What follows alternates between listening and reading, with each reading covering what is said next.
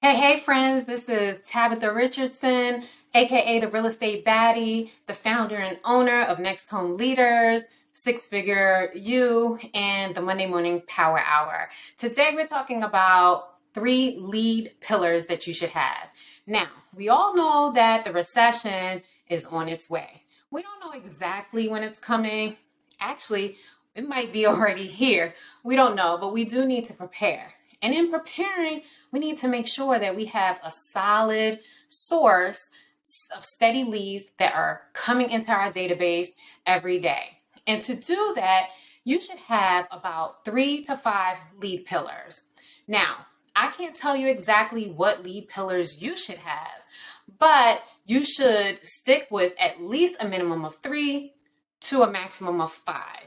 Now, today we'll talk about just a couple of examples that you can use for your lead pillars, but every market, every industry is different, and every person is different based on what you like and maybe what you don't like doing, what you're good at and what you're not so good at. So you need to take inventory of your skill set and determine what is the best course of action for you to get to a minimum of 3 lead pillars. So let's jump right in.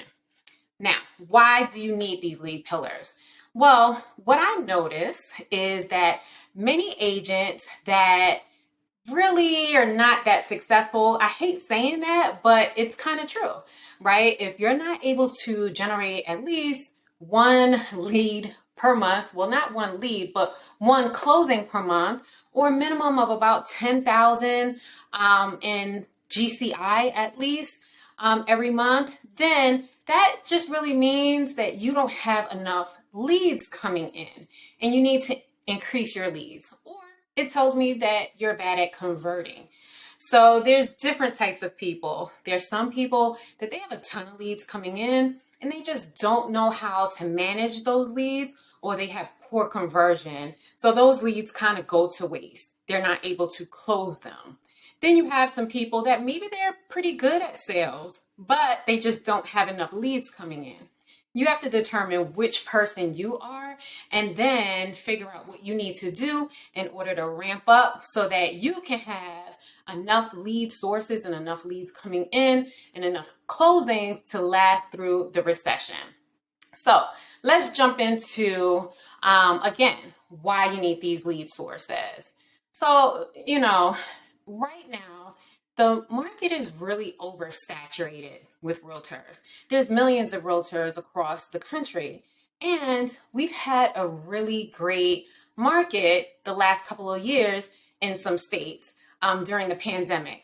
Now, I know in many states, real estate agents were not considered essential employees, so you weren't able to sell real estate. But in the states that did allow it, many agents made more money during that time than they made at any other time during their real estate career. So during the recession, we really don't know what's going to happen, but what I can tell you that there are still buyers and sellers in the market. For realtors who just are not going to be able to make it, they're going to fall off. Really, most agents don't make it past 2 years. When their first renewal of their license, they just didn't make enough money. I don't want that to be you. So let's talk about these lead sources. So one way that some people might find not that popular, but some people live by it and they are killing it, is paid leads.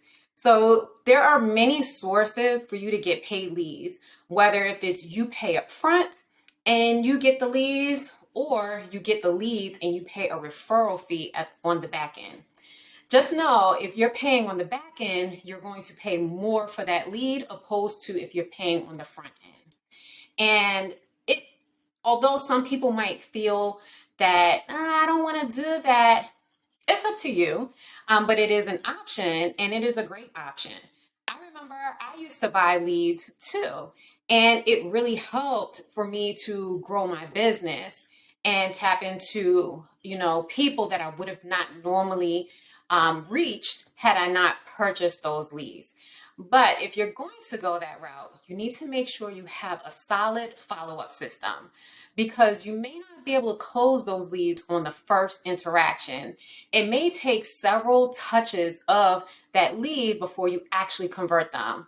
Sometimes it might take several months to a year before you're able to convert those leads. So if you are paying for leads, make sure that you have a solid follow-up. You have a CRM that has a great drip campaign. And then not only that, you still have to maintain that database so that you can convert those leads at some point. Now, another one that you can use, some people like this method, some people don't like the method, but it's still a method. Expired listings. Now, over the last several years, houses have been flying off the market pretty quickly, so there aren't as many expired listings. But I believe as the market starts slowing down, we will start seeing more and more expired listings hit the market.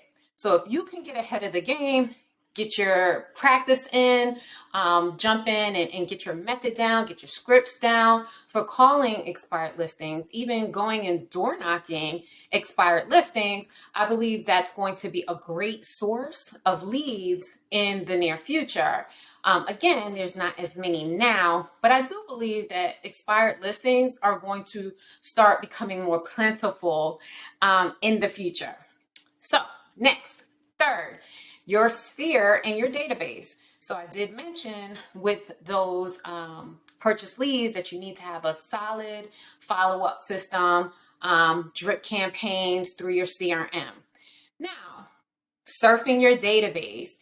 Doing that on a daily basis and going through your database, making calls, reaching out to your sphere, even on social media, staying connected with your sphere, being open to when there's new events in people's lives, such as weddings, births, deaths, graduations, really, reaching out to people and just letting them know that you're there if they do need your services. When people get married, generally a house follows. Or when they have a baby, they start thinking about they need more space.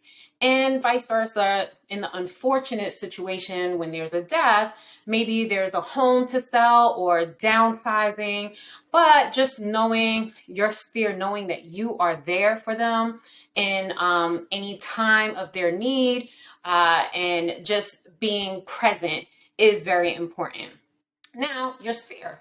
Calling your sphere, calling your family, your friends, your past clients, staying connected with them is very important. Referrals is another one. So you can have agent to agent referrals, making sure that you're connecting with agents in other states or even within your state, but maybe in an area that you don't service. The state of Maryland is really big. There's a lot of areas of Maryland that I don't service. But being connected with someone in some of those areas that I don't service, that we can refer clients back and forth, and as well in other states, that's another source of leads to come in. Then also your referrals from your past clients or your sphere. So just working your database and being able to get referrals from your database will also lead to a constant, consistent source of leads for you. Now, we talked about past clients. The next one would be social media. So social media is a big one. And I'm not sure why people don't take advantage more of social media. It is free. Free. Okay, now you can pay for ads. You definitely can pay for ads on social media, but you have a page all to yourself that you can decide what you want to put on that page, on your page, and market to other people. What do you want people to know about you? What can you educate people on? How can you be a resource and a source for people on your page? And also, you can always pay for ads on social media as well so that you can reach people beyond your sphere. Always stay connected with the latest and greatest new features on social media, because those platforms are going to really pump those features, and that will be a way for you to expand your audience to people that normally would not see your content. It gives them the opportunity to be introduced to you, maybe go to your page and get value from your page.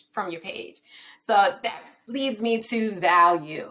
Making sure that you're providing value for people. When they come to your social media page, that they're getting value. What is the message that you are trying to convey to people? And being mindful of that every single time you post something. So those were 5, and I'm going to recap the 5. 1 was, let's see, purchasing leads. 2, expired listings. 3, your sphere and your database. 4, referrals, whether if it's agent to agent or referrals from your past clients. And then 5, social media ads.